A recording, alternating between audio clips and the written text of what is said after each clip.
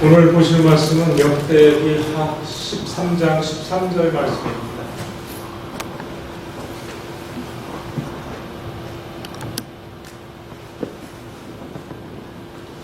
다 같이 함께 합독해서 읽겠습니다. 여로보암이 유다의 뜰들로 복병을 했으므로 그 앞에는 이스라엘 사람들이 있고 그 뒤에는 복병이 있는지라. 유다 사람이 그를 바라보고 자기 앞 뒤에 정욕으로 말미암아 여호와께 부르짖고 제사장들은 나팔을 든다. 유다 사람이 소리 지를 때 하나님이 여로보암과 온 이스라엘을 아비야와 유다 앞에서 치시니 이스라엘 자손이 유다 앞에서 도망하는지라. 하나님이 그들의 손에 넘기셨으므로 아비야와 그의 백성이 크게 무찌르니 이스라엘이 택한 병사들이 죽임을 당하고 엎드려진 자들이 50만이었더라. 그때 이스라엘 자손이 항복하고 유다 자손이 이겼으니 이는 그들이 그들의 조상의 하나님 여호와를 의지하였음이니라. 오늘 여기 오신 분들이 아비야와 그의 백성들, 남유다 사람들과 같은 신앙을 지닌 분들이라고 믿습니다. 참 힘들고 어렵습니다. 환경이 여러분들의 발걸음을 하나님으로부터 하나 멀어지게 하는 것이 바로 이 요즘 세상의 모습이죠. 어떤 뉴스 채널이나 인터넷에 들어가서 어떤 여러 가지 읽어보면 맞습니다. 정말 힘듭니다. 하나님을 의지해야 되는데 하나님을 의지하지 못하도록 우리의 마음을 하나님으로부터 멀어지게 하는 현상들이 곳곳에서 일어납니다. 가장 우리의 마음을 흔드는 곳이 직장이겠죠. 돈 벌어야 먹고 사는데 생계를 갖고 우리의 마음을 하나님으로부터 멀어지게 합니다.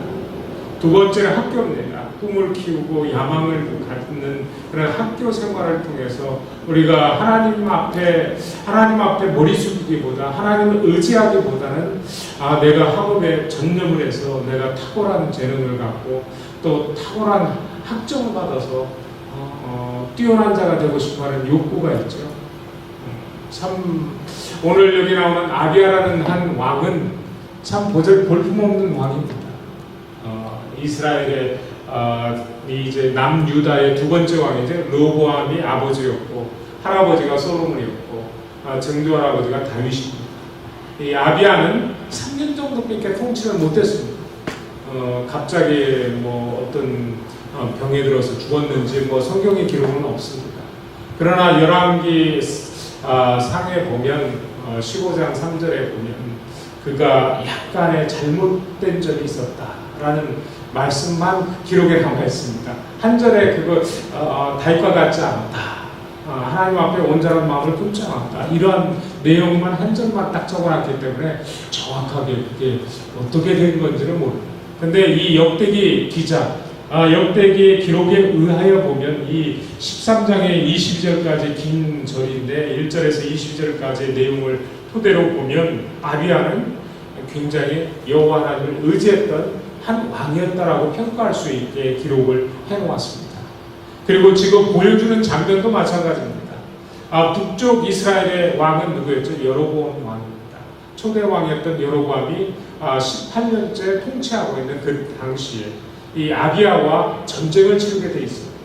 그래서 남쪽의 유다는 40만 대군을 이끌고 나갔고 북쪽의 이스라엘은 2배인 80만 대군을 갖고 이제 서로 대치 상황에서 이제 1절에서 12절까지의 내용은 이제 아비야가 120만 대군 앞에서 하나님 여호와 중심의 신앙을 이제 열변을 토하는 그런 연설을 하는 한 장면입니다. 왕이 여호와 중심의 신앙을 가져야 합니다. 북이스라엘의 80만 대군을 이끌고 있던 여로보암 왕과 그 군대에게 여호와 중심의 신앙을 가져야 합니다.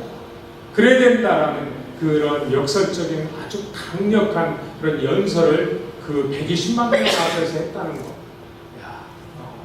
지난 며칠 전에 빌리그레암 센터 가서 빌리그레암 목사님이 그의 일생 50년 사역 중에서 제일 컸던 데가 110만 명이 모였다. 한국 집회였답니다. 근데 지금 여기 나온 이 아비야는 120만 명이죠. 그 옛날에 120만 명 앞에서 여호와 중심의 신앙을 외쳤던 왕이었습니다. 단지 그가 통치한 기간은 3년밖에 되지 않았지만 그가 엄청난 하나님의 힘을 의지하여서 80만 대군을 무찌를 수 있었던 것, 우리에게 굉장히 큰 교훈과 우리에게 깨달음을 주는 것 같습니다. 저는 이 말씀을 양쪽을 보면서 도대체 왜 하나님 헷갈리게 이렇게 준비해 놓으셨습니까? 한쪽에서는 분명히 하나님을 향하여 온전한 마음을 붙잡았다는 했는데 여기 역대기 기자는 그냥 너무 화려하게 큰 전쟁에서 대승을 이루고 여로보암 때문에 나라가 분열되고 여로보암 때문에 이 남유다가 약해졌고 어려웠는데 이제 아비야는 그것을 뛰어넘는 이 북이스라엘의 대군을 깨트려버리는 그러한 모습을 보여줍니다. 내용을 잘 보면 신앙에 관심이 없었다면 이런 내용의 설교를 할 수 없었을 것입니다. 10절까지의 내용을 살펴보면 북이스라엘의 여로보암 왕이 북이스라엘의 백성 10개 지파의 백성들을 다스릴 때 하나님 중심의 신앙을 하지 않았다는 점을 조목조목 들어서 설명합니다. 자기가 하나님 앞에 온전하고 합당한 신앙을 가졌다면 분명히 그렇지 못한 사람을 통찰할 수 있을 것입니다. 그렇지? 이 아비야가 신앙이 좋지 않았다고 평가할 수 없었을 텐데 그 정도 지식을 갖고 있었다면 엄청난 그래도 하나님의 말씀에 대한 심오한 깊이가 있었을 것이고 그 말씀 따라 살았으니까 여로보암을 향해 손가락질을 할 수 있었겠지. 여로보암보다 못했는데 자기가 여로보암은 넌 나쁜 왕이요, 너는 하나님을 떠난 왕이다, 너는 하나님의 말씀을 저버렸다, 너는 베델과 단에다가 금송아지 우상을 새기고 산당에다가는 수염소 우상을 세우고 이스라엘 제사장들은 아론 지파 사람을 세워야 되는데 아무나 다 좀 뇌물 좀 바치면 세워버리고 이건 완전히 레위 지파 그 사람들을 다 쫓아버리고 완전히 콩가루 신앙을 가졌던 사람이 여로보암 왕입니다. 그것을 조목조목 들어서 아비야가 지적합니다. 제가 그렇게 했다면 우리 교회 성도님들은 거의 다 보따리 싸갖고 다른 교회로 떠날 수도 있었어요. 이 아비야 같이 설교를 했다. 조목조목 들어서 누구는 뭐가 잘못됐고 당신은 뭐가 잘못되고 당신은 집사인데도 불구하고 예배를 빠지고 또 어떤 사람은 직장 다닌다고 예배를 빠지고 그렇습니다. 그러면 어떻게 되겠어요? 안타까운 거죠. 우리 집사님들이 조금 분발해야 되는데 홍일점 우리 집사님이 한 분 딱 나오셨습니다. 그래서 좀 감사하고 나온 분한테는 감사하고 나오지 못한 분들은 아쉽습니다. 아비야만 못한 것 같아요. 제가 좀 이게 적나라하게 그냥 지적하고 하나님 앞에 그렇게 신앙생활해서 되겠느냐? 우리가 지금 이 시대에 정말 하나님을 더 사랑하고 더 뜨겁게 하나님을 예비하는 그 시대에 우리의 마음은 어디가 있습니까? 어디가 있습니까? 우리의 마음. 집에 요즘은 유행하는 게 집안에 대형 TV 스크린을 갖다 설치해놓고 드라마 보고 영화 보는 거, 그것이 하나님을 대신할 수 있어요.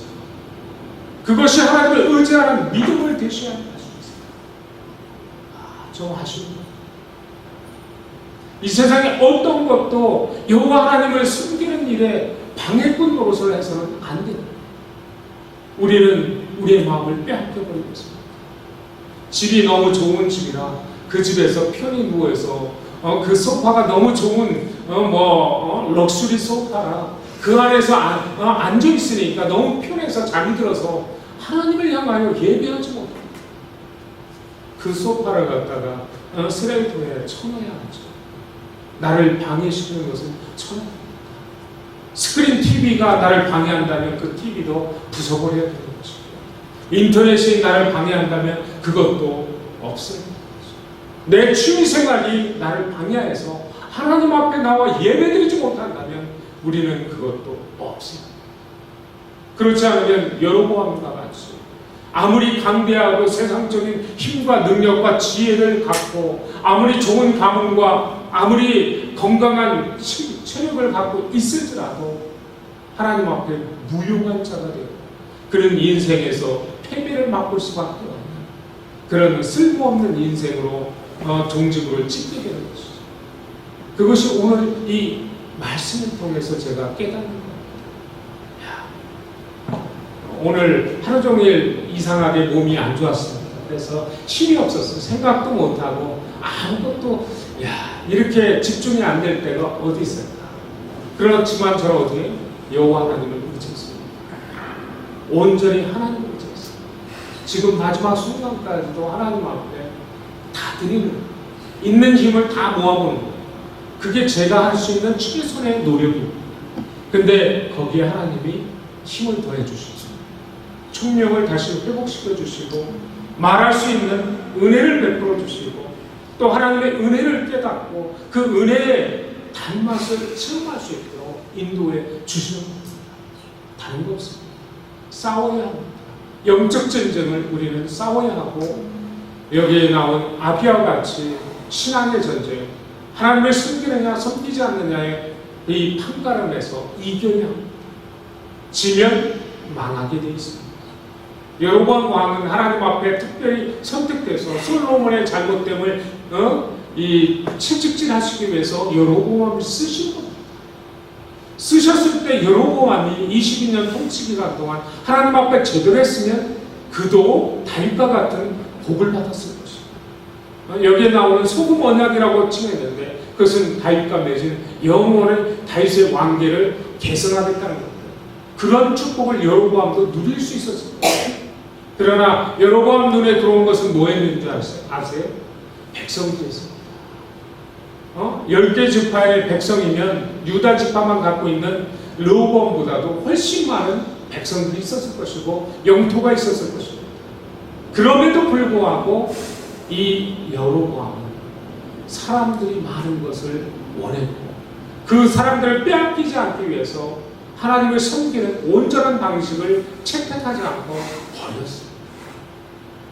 왜 그러냐면 솔로몬이 세운 성전이 하나님을 섬기는 성전이 예루살렘의 남유다에 있기 때문에 백성들이 항상 1년에 3번 절기에 그곳에 가서 예배를 드리기 때문에 백성들이 그곳을 향하여 갈 때마다 그 유다 쪽의 마음을 빼앗길까봐 미리 걱정을 합니다. 쓸데없는 걱정을 합니다. 그래서 자기 나름대로 베델에 금송아지 우상을 만들고 거기에서 이 금송아지가 너희를 애굽 땅에서 구원해 준 너희의 하나님이다 라고 말합니다. 단에다가 또 하나를 세워서 남유다는 예루살렘 한 곳만 있잖아요. 그곳에 세우면 백성들이 더 편리함을 추구하니까 사람의 편리함에 맞춰버리면 신앙은 죽습니다. 왕이 그런 정책을 펴면 그 나라는 망하게 되어 있습니다. 그래서 여로보암은 그 이후 아들이 2년 나답이라는 왕이 2년 치리하고 그 나라가 뒤집어져 버립니다. 그리고 다른 바하사가 왕이 되죠. 하나님을 떠나고 하나님을 제대로 섬기지 않는 그 나라는 망하게 되어 있습니다. 지금도 마찬가지입니다. 기독교 2000년 역사 속에서 수많은 나라들이 있었습니다. 근데 그 나라들이 하나님을 잘 섬기면 세계 최강국이 됩니다. 식민지화, 중세시대 식민지화가 이루어졌죠. 전 세계에서. 그때 그 나라들이 다 기독교 국가였습니다. 근데 기독교를 버리고 나니까 지금 유럽 연합들이 어떻게 되죠? 경제 파탄 지경에 있죠. 나라가 못 살게 됩니다. 가난해집니다. 세계 최고의 부국이라고 했던 그 나라들이 참 어렵죠.